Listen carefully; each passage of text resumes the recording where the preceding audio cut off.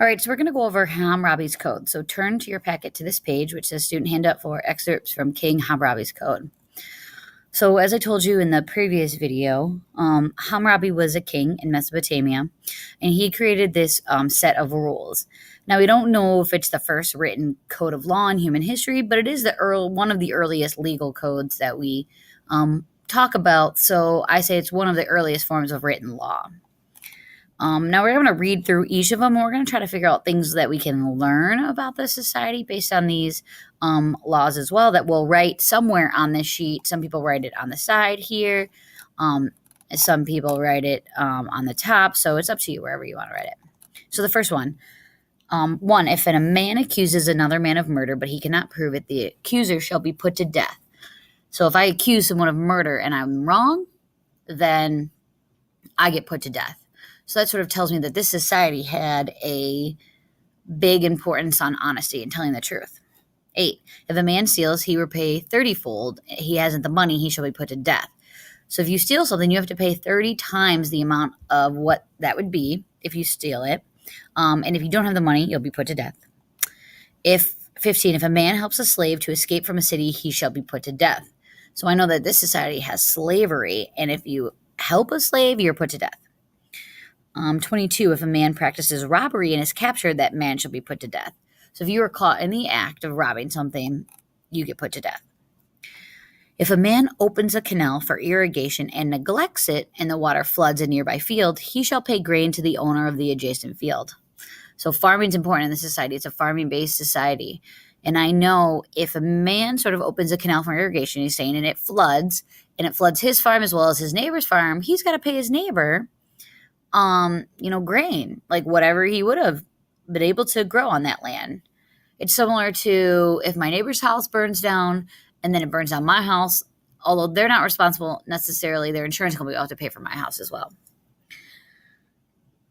If a man sells his wife or child to settle a debt, they shall work in the house of the buyer for 3 years and regain their freedom in the 4th. So this is talking about if a man has a debt, he can sell his women and children as sort of indentured servants or slaves to a house to work off his debt. So this tells me that women and children are sort of considered property, or at least lower down in society. If a man strikes his father, they shall cut off his hand. So if a man or anybody hits his father, his dad, they cut off his hand. So I know that respect for elders must be important. If the man strikes the cheek of his superior, he shall receive 60 strokes with an oxtail whip.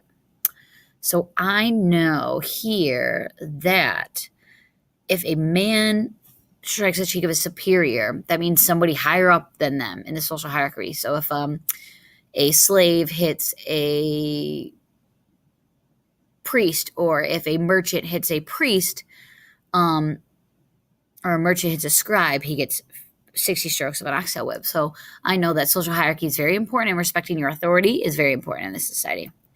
If a common man strikes a common man on the cheek, he shall pay 10 shekels of silver.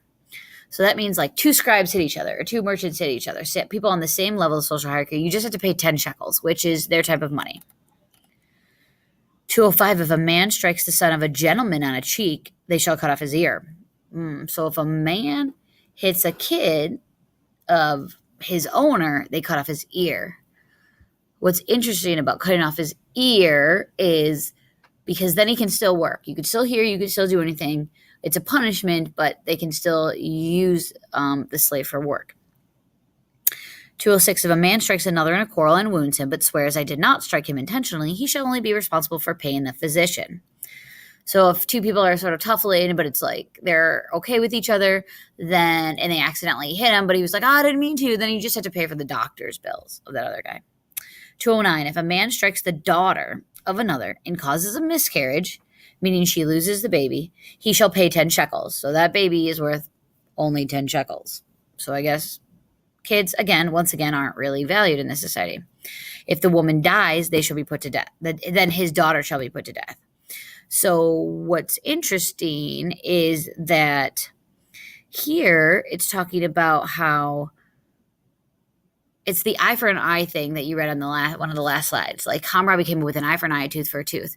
So if somebody, let's say Karina's dad, hits me and kills me accidentally or purposely, then Karina gets put to death. A daughter for a daughter. Sorry, Karina. So as you can see, you can learn a lot of things from here. You're going to go on to the next slide and you're going to write down some of the things we can learn. If you have anything else to add that I don't have up here, please write it down.